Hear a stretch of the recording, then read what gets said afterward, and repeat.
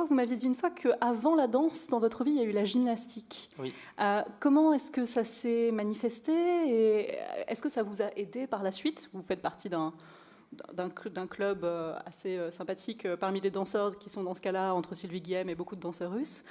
Comment la gymnastique a fait partie de votre parcours? Mais je pense que j'étais un enfant un peu turbulent quand j'étais petit et je pense que mes parents avaient un peu besoin de canaliser l'énergie et puis ils étaient un peu crevés, quoi. Je pense qu'ils en avaient ras-le-bol. Donc ils m'ont inscrit à la gym et puis je pense que j'avais demandé à faire de la gym aussi, mais vous savez, c'était il y a tellement longtemps, on ne se souvient pas très bien. J'avais 7 ans, je pense, donc je me suis inscrit à la gym et c'était un très bon club à Saint-Sébastien-sur-Loire et on a d'ailleurs été médaille d'argent en équipe, avec mon équipe et tout, donc c'était en France, c'est bien. Et puis, donc moi, au bout de 2 ans de gymnastique, j'avais fait aussi du cirque, dans une école de cirque.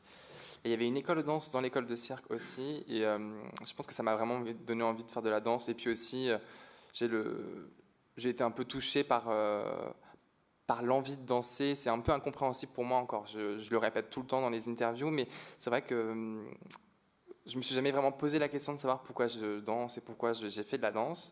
Et j'y réfléchis de plus en plus maintenant qu'on me la pose assez souvent. Donc je pense que c'est un peu inné, c'est arrivé comme ça. J'ai été touché par quelque chose et d'un coup il fallait que je danse. En tout cas, transformer l'exercice athlétique en quelque chose où je pouvais m'exprimer et vibrer avec de la musique. Et il y a eu des spectacles peut-être dans votre vie à ce moment-là? Je ne sais pas si vous avez grandi à Nantes, non? J'ai grandi à Nantes, des spectacles, mais il y avait le spectacle de fin d'année de l'école primaire, quoi, mais j'aimais bien. Très inspirant. J'aimais bien, mais non, il n'y avait pas beaucoup de spectacles. Des spectacles à la maison pour les parents, mais... Mais du coup, c'est un prof de danse qui vous a suggéré ensuite de tenter l'opéra? Oui, donc après, c'est Marie-Elisabeth Demaille, qui est professeure de danse à Nantes, qui m'a donc suggéré de présenter l'opéra en me disant que j'étais trop gros, que je n'avais pas le physique, mais qu'il fallait quand même que j'essaye. Donc j'ai essayé, à 12 ans, la question s'est posée de savoir si j'allais présenter l'opéra.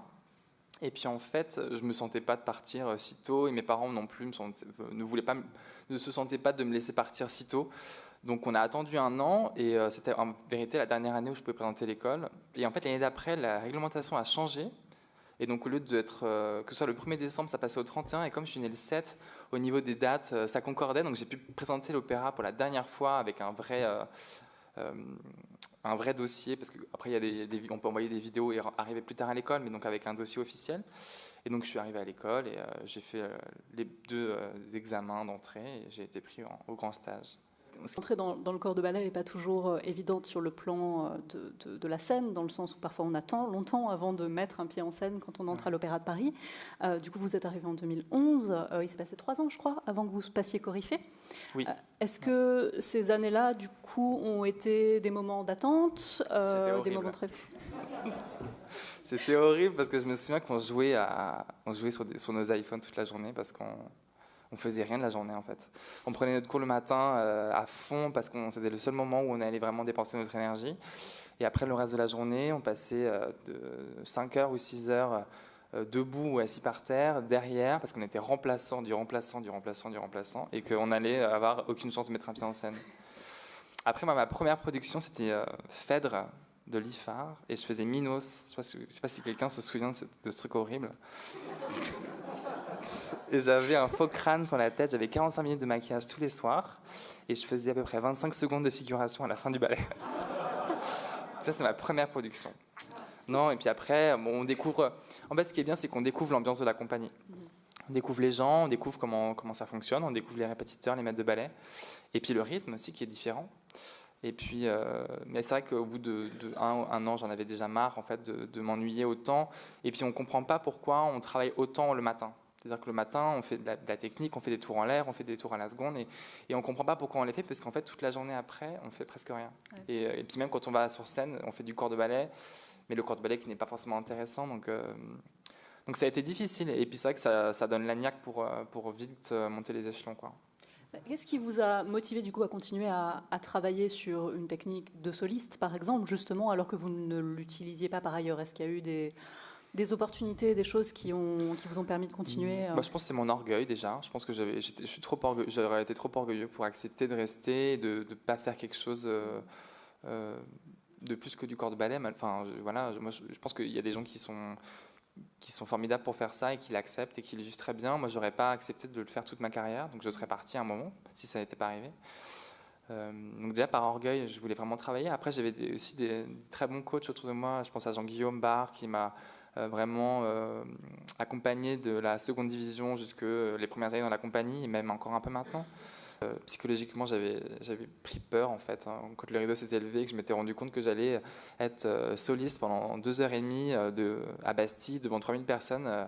C'est pas passé quoi. C'est-à-dire que j'étais coryphée et je venais de monter coryphée et on me faisait enfin confiance pour être titulaire du corps de ballet. Et d'un coup, on me demandait d'être danseur étoile. Donc c'était complètement dingue. Mais par la suite, je me suis détendu et j'ai pris beaucoup de plaisir. Benjamin, c'était un peu comme ça. On était un peu balancés comme ça, mais même si c'était pas parfait, il était tellement content de nous voir sur scène, de voir l'enthousiasme en tout cas, l'envie des danseurs.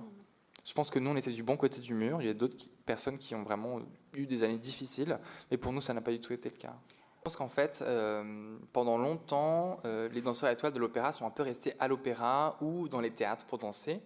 Et je trouve ça un peu dommage parce que après avoir autant travaillé puis arriver en tant qu'étoile, les gens sont quand même intéressés par ce qu'on fait. Je pense qu'on a des choses à dire et je pense qu'on peut prendre la parole sur d'autres choses que de la danse aussi.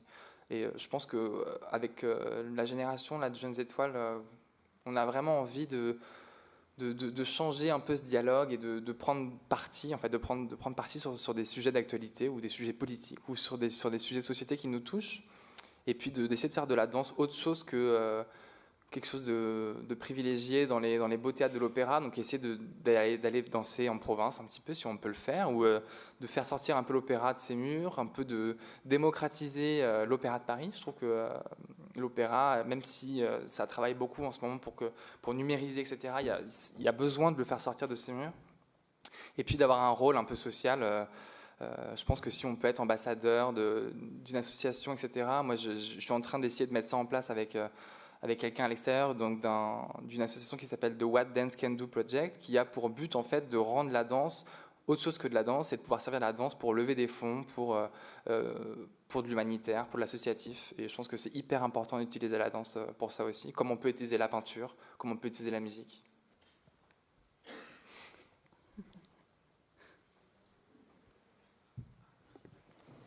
Bonsoir. Pensez-vous à votre évolution dans la danse, chorégraphe, enseignant?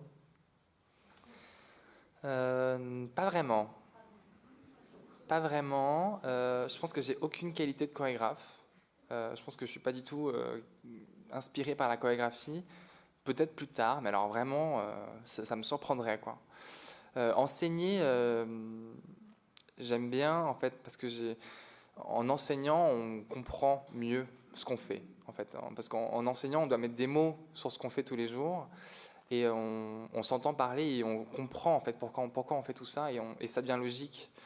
Parce que le corps devient comme un vocabulaire, c'est des choses en fait, notre corps, on le sent, et il y a des moments où on se dit pas, faut faire ça. C'est-à-dire que naturellement, on sent qu'on doit se mettre dans cette position-là pour le faire. Donc le fait de devoir mettre des mots pour l'enseigner à quelqu'un d'autre, ça renforce le travail qu'on peut avoir et ça conforte dans ce qu'on fait.